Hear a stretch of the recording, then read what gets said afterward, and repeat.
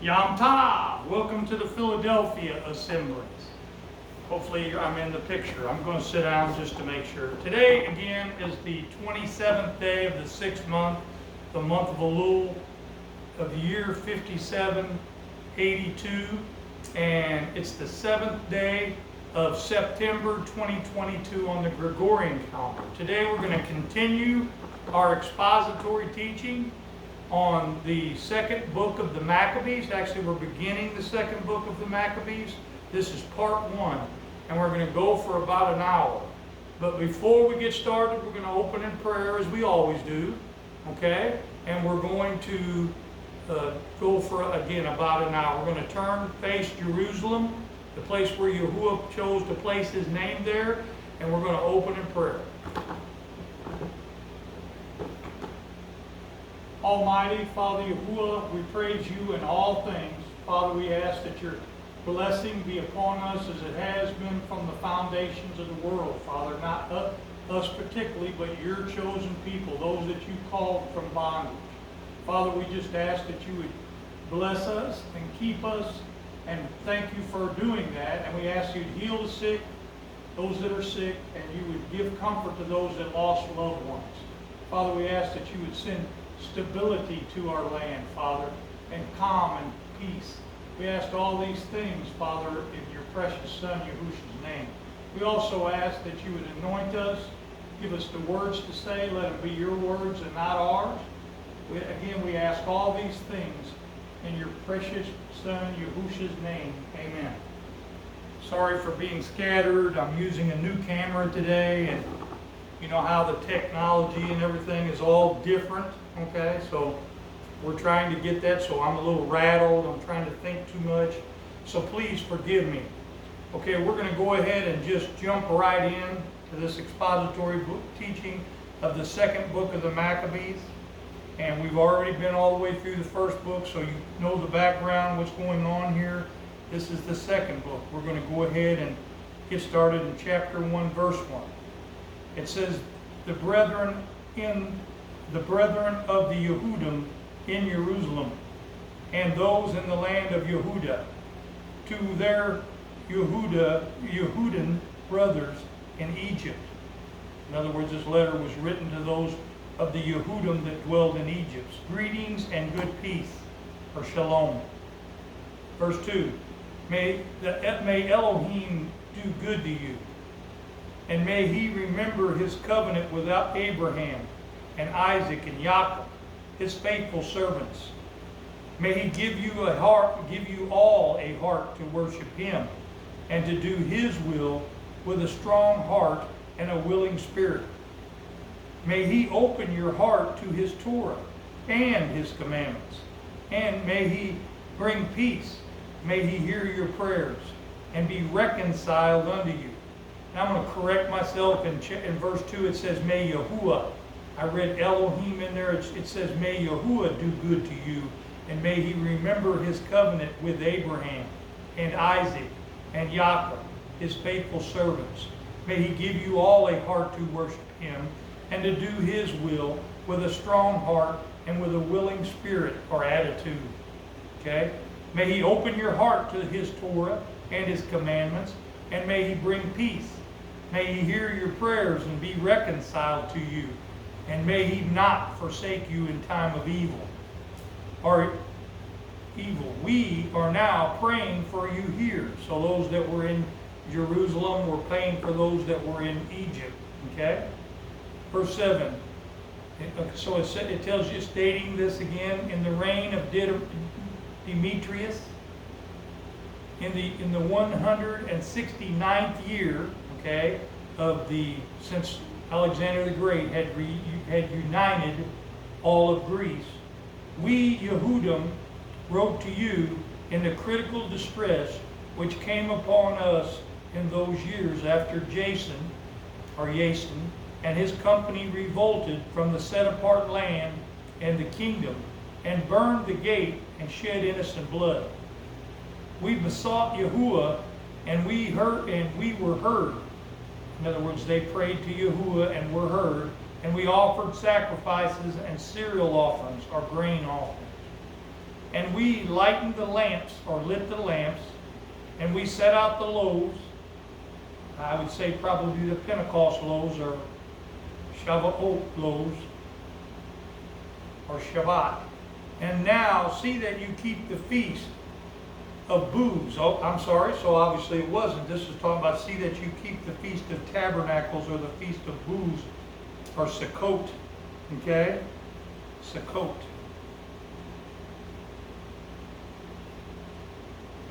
In the month of Chislev, in the 188th year.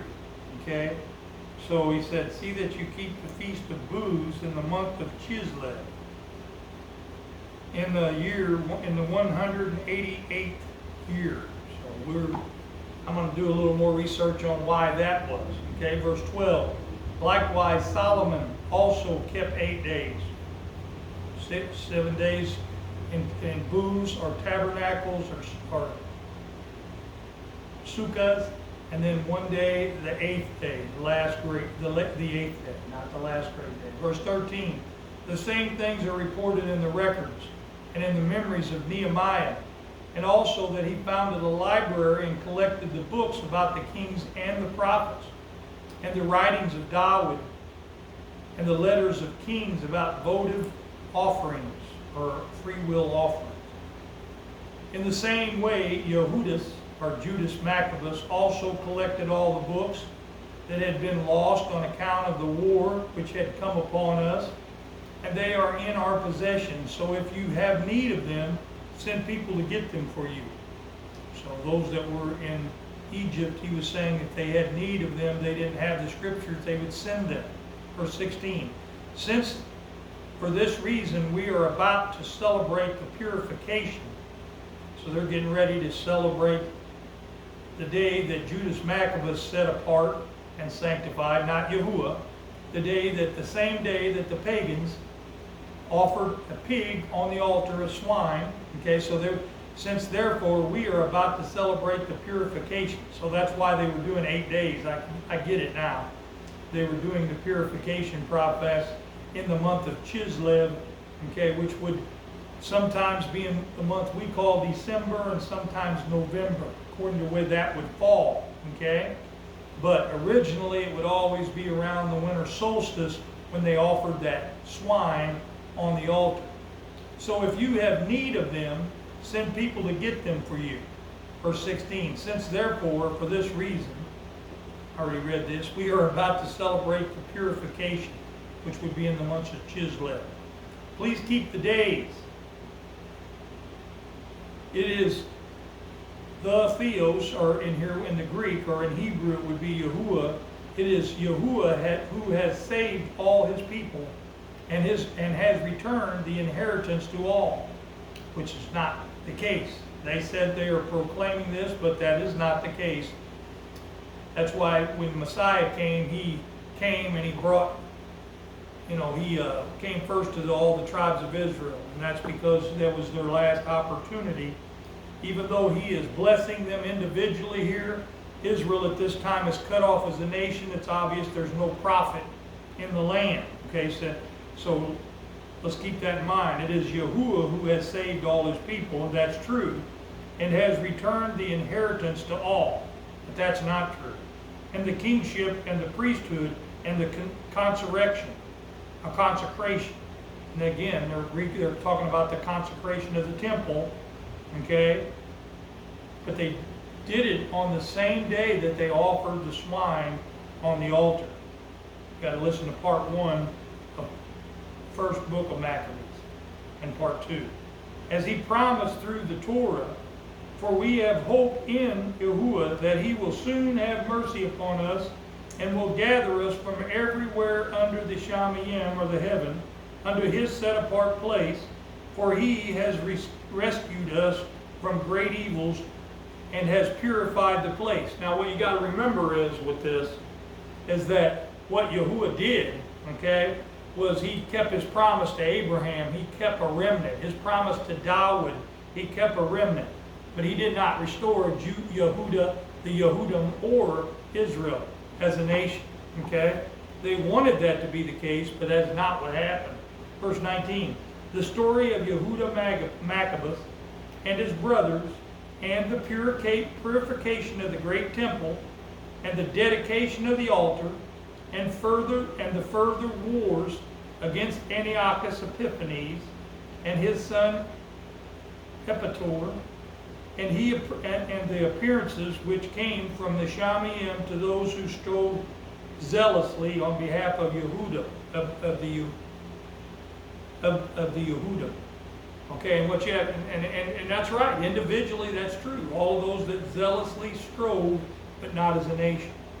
So that though few in number, they seized the whole land and pursued the barbarian hordes, okay, or the pagans. Verse 22, and recovered the temple, famous throughout the world, and freed the city, and restored the Torah, or the right rulings, that were about to be abolished or done away with, like they're trying to do today. While Yahuwah with great kindness became gracious to them, which he did, 23, and all this which has been set forth by Jason of Cyrene in the 5th and 5 volumes, we will attempt to condense unto a single book. Okay, that's the book of the Maccabees, which we're reading today, 24. For considering the flood of numbers involved and the difficulty there is for those who wish to enter upon the narratives of history, and that's what this is a history book, because of the mass of material, verse 25, we have aimed to please those who wish to read, to make it easy for those who incline to memorize and to profit all leaders. That's why this was considered scripture, because it was good for edification, okay, and still is today. Verse 26, for us who have undertaken the toil of abbreviating it is no light matter, or no small matter, but calls for sweat and loss of sweat and loss of sleep. Verse 27, just as it is not easy for one who prepares a banquet and seeks the benefit of others. However, to secure the gratitude of many, we will gladly endure the uncomfortable toil, verse 28, leaving the responsibility for exact details to the compiler, while devoting our effort to arriving at the outlines of the consideration. Verse 29, for as the master builder of a new house must be concerned with the whole construction, while the one who undertakes it, painting and decorating, has to consider only what is suitable for its adornment, such in my judgment is the case with us. Verse 30, it is the duty of the original historian to occupy the ground and to discuss matters from every side and to take trouble with details. Verse 31, but the one who recasts the narrative should be allowed to strive for brevity, keep it short, of expression, and to forego exhaustive treatment. In other words, leave out long reciting here. At this point, therefore, let us begin our narrative and adding only so much to what has already been said. For it is foolish to lengthen the preface while cutting short the history itself. This is like an introduction. Verse 3. While the set-apart city was inhabited in broken peace, or without shalom and the Torah, the right rulings, were very well observed because of the piety, okay, of the high priest, or Cohen, Onias, and his hatred for wickedness. Verse 2. It came about that the kings themselves honored the place and glorified the temple with the finest presents, so that even Seleucus, the king of Asia, defrayed from his own revenues, in other words, took out of his own revenues all the expenses connected with the service of the sacrifices. But a man named Simon of the tribe of Benjamin, who had been made captain of the temple, had a disagreement with the high Cohen, a priest, about the administration of the city market. And when he could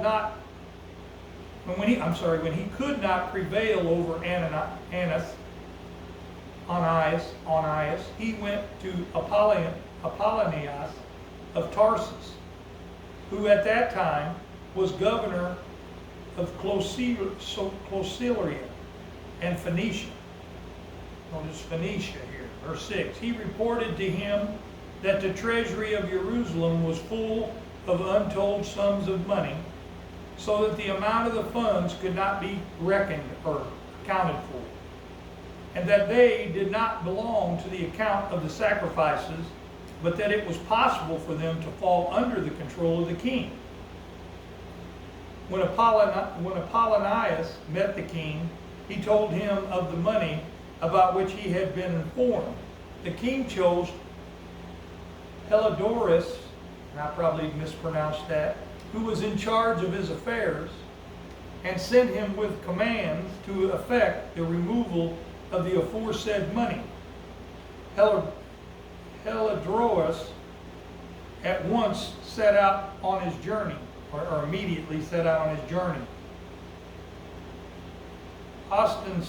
ostensible to make a tour of inspection. So in other words, his purpose was to make a tour of inspection of the city of Cloceria and Phoenicia, but in fact to carry out the king's purpose. Verse 9. When he had arrived at Jerusalem and had been kindly welcomed by the high Cohen, or priest of the city, he told about the disclosure that had been made and stated why he had come. And he inquired or asked whether this really was the situation. The high Cohen explained that there was some deposits belonging to the widows and orphans, so it comes from the third year tithe, and also some money of Hyrcanus, son of Tobias, a man of very prominent position, and that it totaled in all 400 talents of silver and 200 of gold.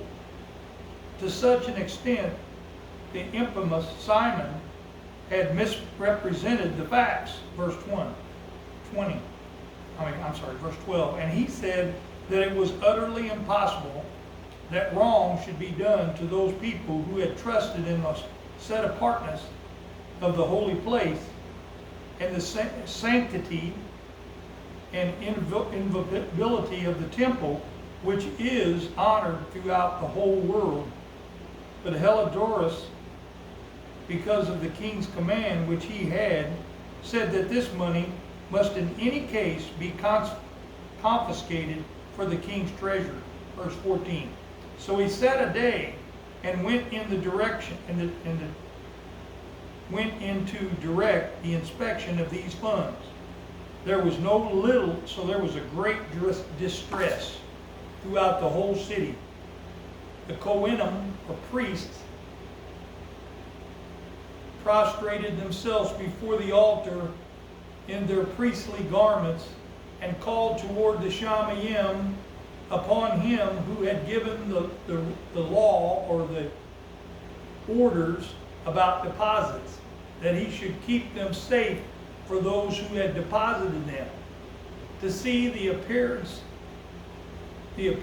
of the high Cohen was to be wounded at heart, for his face and the change in his color disclosed the anguish in his soul. Verse 17, for terror and bodily trembling had come over the man, which plainly showed to those who looked at him the pain lodged in his heart. People also hurried out of their houses in crowds to make a general supplication before the set-apart place was about to be brought into contempt. Verse 19, women girded with sackcloth under their breasts thronged the streets. Some of the maidens were kept indoors, ran together to the gates, and some to the walls, while others peered out of the windows, and holding up their hands to the Shamayim, they all made entreaty or prayer. Verse 21, there was something pitiable in the prostration of the whole of the prostration of the whole populace, and the anxiety of the high Cohen in his great anguish. 22. While they called upon the Almighty, or the Mighty One Yahuwah, that he would keep what had been entrusted safe and secure for those who had entrusted or trusted it. Verse 23, Herodotus went on with what he had been decided.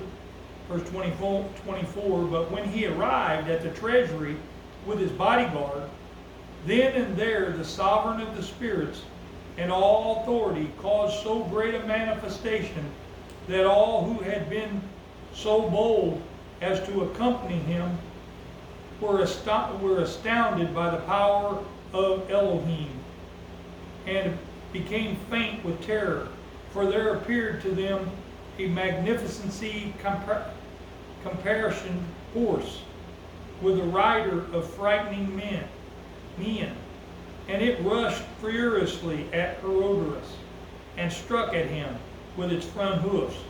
Its rider was seen to have armor and weapons of gold. Verse 26. 2 young men also appeared to him, remarkably strong, gloriously beautiful, and splendidly dressed, who stood on each side of him and scourged him continuously, inflicting many blows on him. Verse 27. When he suddenly fell to the ground and deep darkness came over him, his men took him up and carried him on a stretcher and carried him away. This man had just entered the unforesaid treasury with a great retinue and all his bodyguard, in other words, escort, and all his bodyguard, but was now unable to help himself. And they recognized clearly the sovereign power of Elohim. Verse 29. While he lay prostrate, speechless, because of the divine intervention, and deprived of any hope of recovery, they praised Yahuwah, who had acted marvelously for his own place. And the temple, which a little while before was full of fear and disturbance, was filled with joy and gladness now that the Mighty One Yahuwah had appeared. Now obviously he himself did not appear, because no one's seen him or heard his voice at any time. It was his Ruach HaKodesh that appeared, and they looked upon. Verse 31. Quickly, some of Herodotus' friends asked Ananias to call upon the Most High and to grant life to one who was lying quite at his last breath. And the high Cohen, fearing that the king might get the notion that some foul play had been perpetrated by the Yehudim with regard to Herodias, offered sacrifices for the man's recovery. Verse 33. While the high Cohen was making the offering of atonement, the same young men appeared again to Herodotus, dressed in the same clothing, and they stood and said, Be very grateful to Ananias, the high Cohen, since for his sake Yahuwah has granted your life. And see that you, who have been scourged by the Shamayim, report to all men the majestic power of Elohim. Having said this, they vanished. Verse 35. Then Herodotus, and I pronounced that terribly, offered sacrifice to Yahuwah, and made very great vows to the Savior of his life, which is Yahuwah. And having bidden Ananias farewell, he marched off with his forces to the king. And he bore testimony to all men of the deeds of the supreme Elohim, which he had seen with his own eyes, which obviously, again, he had not seen the Most High. Don't get that idea. He might have thought that, but that's not the case. Verse 37. When the king asked Herodotus, what sort of person would be suitable to send on another mission to Jerusalem, he replied, If you have an enemy or potter against your government, plotter against your government or insurrectionist, send him there, for you will get him back thoroughly scourged, if he escapes at all. For there certainly is about the place some power of Elohim. Verse 39. For he who has his dwelling in the Shamayim watches over that place himself and brings it aid. And he strikes and destroys those who come to do it injury. Talk about Jerusalem and the temple. Verse 40. This was the outcome of the episode of the Heladros, I know that's incorrect, and the protection of the treasury in the temple. Verse 4. The previously mentioned Simon, who had informed about the money against his own country, slandered Onias, saying that it was he who had enticed Heladros and had been the real cause of the misfortune. Verse 2. He dared to designate as a plotter against the government the man who was the benefactor of the city, the protector of his fellow countrymen, and a zealot for the Torah. Verse 3. When his hatred progressed to such a degree that even murderers who committed by one Simon's approved agents, Onias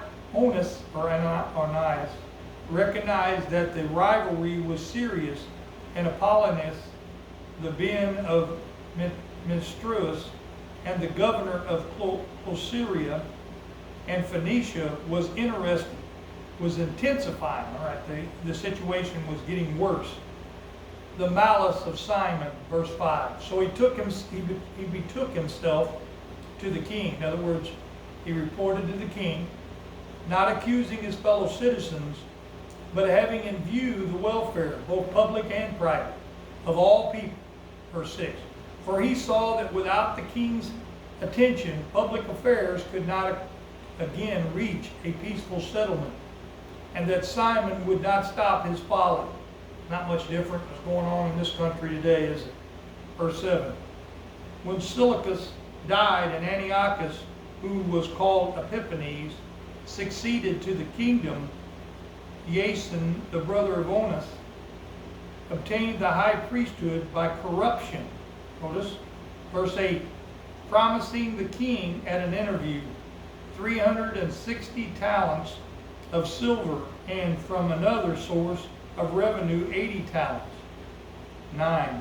In addition to this, he promised to pay 150 more if permission were given to establish by his authority a gymnasium and a body of youth for it, and to enroll the men of Jerusalem as citizens of Antioch. Verse 10. When the king assented and agreed, and Jason came to office, he at once shifted his countrymen over to the Greek way of life. As we've already recorded earlier, verse 11. He set aside the existing royal concessions to the Yehudim, secured through Johann, the father of Epolamus, who went on the mission to establish friendship and alliance with the Romans, and he destroyed the lawful ways of living and introduced new customs contrary to the Torah. Verse 12. For with Alacrity he founded a gymnasium right under the citadel, for the protected, fortified area, and he induced the noblest of the young men to wear the Greek hat. Verse 13. There was such an extreme Hellenization, or the Greek taking over the Greeks, and increased in the adoption of foreign ways because of the surpassing wickedness of Jason, who was ungodly or unrighteous, and no high Cohen, that the Cohenim, or the priesthood, were no longer intent upon their service at the altar. Despising the sanctuary and neglecting the sacrifices, they hurried to take part in the unlawful proceedings in the wrestling arena. After the call to discuss, 15, disdaining or hating the honors prized by their fathers, which is the priesthood, and putting the highest value upon Greek forms of prestige. Verse 16, for this reason heavy disaster overtook them, and those ways of living they admired and wished to imitate completely became their enemies and punished them.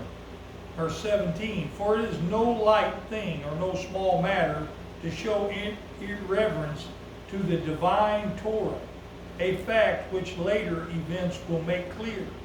Verse 18, when the quadrillion of games, which are these Greek games in this gymnasium, were being held at Tyre, and the king envoys chosen as being Antiochian citizens of Antioch from Jerusalem, to carry 300 silver drachmas of the sacrifice to Hercules. In other words, the god Hercules, the Greek god.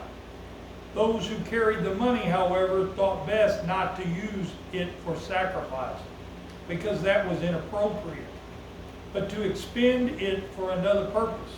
So this money was intended by the sender for the sacrifice to Hercules, but by decision of its carriers, it was applied to the construction of Tyramades. Verse 21.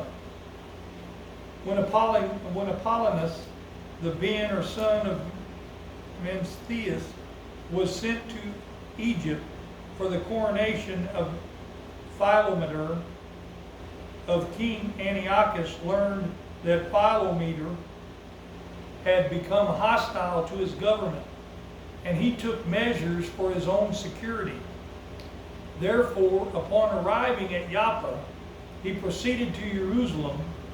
Verse 22, he was welcomed magnificently by Jason and the city, and ushered in with a blaze of torches and with shouts. Then he marched into Phoenicia. Verse 23, after a period of 3 years, Jason sent Menelaus, the brother of the previously mentioned Simon, to carry the money to the king and to complete the records of essential business. Verse 24. But he, when presented to the king, extolled him with an air of authority, and secured the high Cohen priesthood, or Cohenum, for himself, outbidding Jason by 300 talents of silver. 25. After receiving the king's orders, he returned, possessing no qualification for high priesthood or high Cohenum, but having the hot temper of a cruel tyrant and the rage of a savage beast. Verse 26. So Jason, who after supplanting his own brother was supplanted by another man, was driven as a fugitive into the land of Ammon. Verse 27. And Menelaus held the office, but he did not pay regularly any of the money promised to the king. Verse 28. When Sosterastus, the captain of the citadel in Jerusalem, kept requesting payment for the collection of the revenue was his responsibility, the two of them were summoned by the king on the account of his issue. Verse 29. Menelaus left his own brother Lysimachus as deputy in the high priest, while Sosterastus left Crates and commanded of the Cyprian troops. Verse 30. While such was the state of the affairs, it happened that the people of Tarsus and of Malus revolted because their city had been given a present to Antiochus, the king's concubine. and I pronounced that name wrong. It's Anichus, the king's concubine. Verse 31, so the king went hastily to settle the trouble, leaving Andronicus, a man of high rank, to set as his deputy. But Menelaus,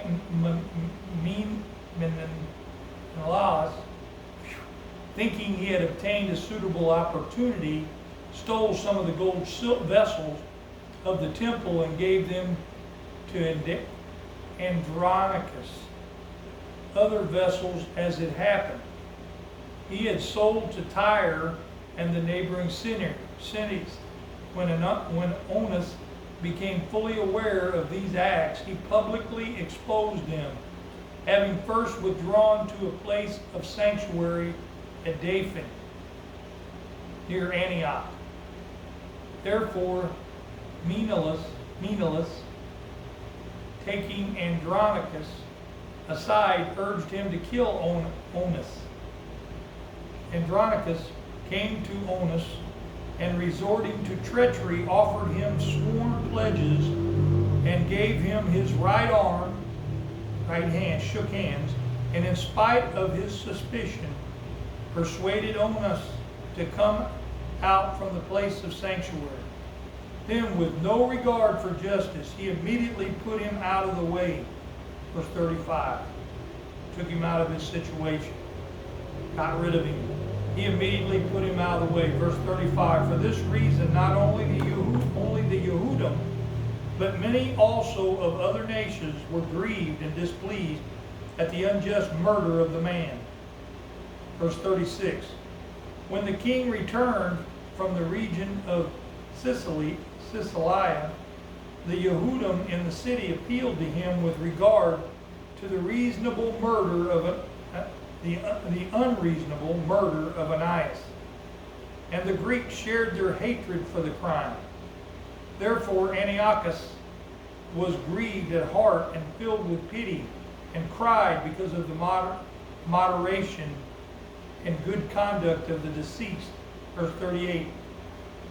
And inflamed with anger, he immediately stripped off the purple robe from Andronicus, tore off his garments, and led him about the whole city to that very place where he had committed the outrage against Ananias.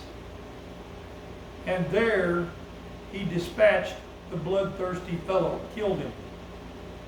Yehuda thus repaid him with the punishment he deserved. Verse 39. When many acts of sacrilege had been committed in the city by Lysimachus with the convenience of Menelaus, mispronouncing words right and left, abroad the populace gathered against Lysimachus, because many of the gold vessels had already been stolen. Verse 40. And since the crowds were becoming aroused and filled with anger, Lysimachus armed about 3,000 men and launched an unjust attack under a leadership of a certain Uranus, a man advanced in years and no less advanced in folly or wickedness. Verse 41. But when the Yehudim became aware of Lysimachus' attack, some picked up stones, some blocks of wood, and others took handfuls of the ashes that were lying around and threw them in a wild confusion at Lysimachus and his men. As a result, they wounded many of them and killed some, and put them all to flight. And the temple robber himself they killed close by the treasury. Verse 43. Charges were brought against Menelaus, I'm pronouncing that terribly, about this incident. Verse 44. When the king came to Tyre, 3 men sent by the Senate presented the case before him. But Menelaus, already as good as beaten, promised a substantial bribe to Ptolemy, son of Jeromenes, to win over the king. Therefore, Ptolemy, taking the king aside into the colonnade of as it for refreshment, induced the king to change his mind. Menelaus, make sure I'm reading that correctly. Menelaus, the cause of all the evil, he acquitted of the charges against him, while he sentenced to death those unfortunate men who would have been freed uncondemned if they had pleaded even before Scythianus. Verse 48. And so those who had spoken for the city and the villages and the holy vessels, or set apart vessels, quickly suffered the unjust penalty. Verse 49.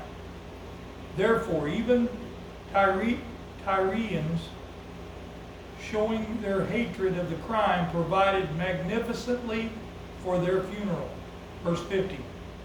For Menelaus, because of the cupidity of those in power, remained in office, growing in wickedness, having become the chief plotter against his fellow citizens. We're going to stop it there. I'm not sure exactly how long this will go. No, we're going to continue another chapter just because we do want to push it a little bit. For chapter 5. About this time Antiochus made his second invasion of Egypt, and it happened that all the city, for almost 40 days, there appeared golden-clad horsemen charging through the air in companies fully armed with lances and drawn swords. Verse 3. Troops of horsemen drawn up, attacks and counterattacks made on this side and on that, brandishing of shields, massing of spears, hurling of missiles, the flash of golden trappings, and armor of all sorts. Therefore all men prayed that the apparition, in other words, this is like a vision or apparition, might prove to have been a good omen. Verse 5. When a false rumor arose that Antiochus was dead, Jason took no less than 1,000 men and suddenly made an assault upon the city. When the troops upon the wall had been forced back, and at last the city was being taken, Menelaus took refuge in the citadel.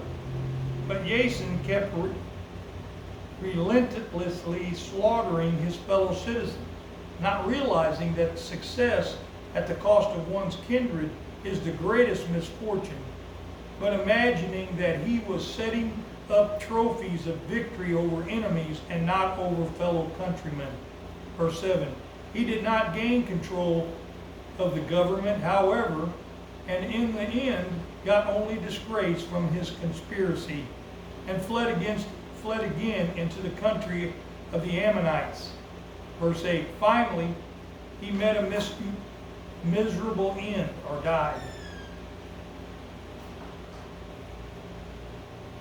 Finally, he met a miserable end and died, accused before Artus, the ruler of the Arabs, fleeing from city to city, pursued by all men, hated as a rebel against the Torah, and abhorred as the executioner of his country and his fellow citizens. He was cast ashore in Egypt. Verse 9. And he who had driven many from their own country into exile died in exile, having embarked to go to Lacedaemonians in hope of finding protection because of their kinship. Verse 10. He who had cast out many to lie unburied had no one to mourn for him. He had no funeral of any sort, and no place in the tomb of his fathers. Verse 11. When news of what had happened reached the king, he took it to mean that Yehuda was in revolt, so raging inwardly, so very angry inside, he left Egypt and took the city by storm. 12. And he commanded his soldiers to cut down relentlessly everyone that they met, and to slay those who went into the houses. Verse 13. Then there was killing of young and old, destruction of boys, women, children, and slaughtering of virgins and infants. Verse 14. Within or inside the total of 3 days, 8,000 were destroyed, 40,000 hand-to-hand fighting, and as many were sold into slavery as were killed or slain. Verse 15. Not content with this, Antiochus dared to enter the most set-apart temple in all the world, guided by Menelaus, who had become a traitor both to the Torah and to his country. Verse 16, he took the set-apart vessels with his polluted hands, and swept away with profane hands the free will offerings which other kings had made to enhance the glory and honor of the place. She's talking about the temple. Verse 17, Antiochus was elated in his spirit and did not perceive that Yehuda was angered for a little while because of the sins of those who dwelt in the city, and that for this reason he was disregarding the set-apart place. Verse 18, but if it had not happened that they were involved in many sins, this man would have been scourged and turned back from his rash act as soon as he had came forward, just as Helodoros was, whom Seleucus the king sent to inspect the treasury. Verse 19, but Yehuda did not choose the nation, talking about Israel, for the sake of the set-apart place, because they are already cut off, okay? But the place for the sake of the nation. See what I'm saying? Because he had made that promise, he was preserving the place because of the nation, to preserve a remnant. Verse 20, for this reason the place itself shared in their misfortunes that befell the nation, and afterward participated in the benefits. And what was forsaken in the anger of the Almighty, or El Shaddai, was restored again in all its glory when the great Yehuda became reconciled. Okay? Verse 20, 21. So Antiochus carried off 1,800 talents from the temple and hurried away to Antioch. The temple and hurried away to Antioch, thinking in his arrogance, that he could sail on the land and walk on the sea. So he thought he could walk on water and sail on the land. That's how highly he thought of himself. Okay, a lot of pride, because his mind was elated. Verse 22. And he left governors to afflict the people at Jerusalem. Philip by birth, a Phrygian, and in character more barbarous than the man who appointed him.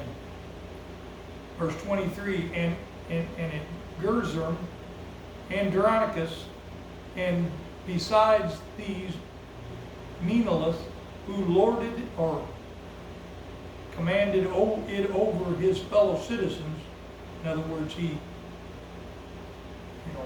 oppressed his former fellow citizens worse than the others did, in his malice towards the citizens of Yehuda. Verse 24, Antiochus sent Apollonius, the captain of the Mysians, with an army of 22,000, and commanded him to slay all the grown men and to sell the women and boys as slaves. 25. When this man arrived in Jerusalem, he pretended to peaceably dispose and waited until the set-apart Sabbath day. Then, finding the Yehudim not at work, in other words, because it was Sabbath, he ordered his men to parade under arms. Okay? Verse 26, he put to the sword all those who came out to see them, then rushed into the city with his armed men and killed great numbers of people.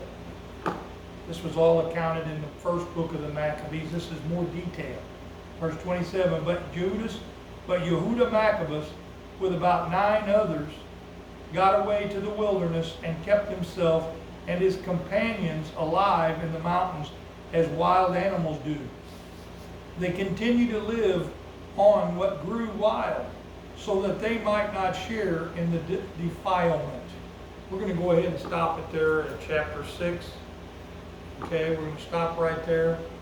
Not sure how much more time we got on this video, so this will be part 2. So we did 1 through 5 today. And if you have not yet subscribed to the Philadelphia Assemblies, we would hope that you would, okay? Again, it costs nothing, it's anonymous, and if you like this video, then please give it a thumbs up on YouTube, and then share it to your Facebook page, and then hit that notification bell on the way out. May Yahuwah bless until we meet again.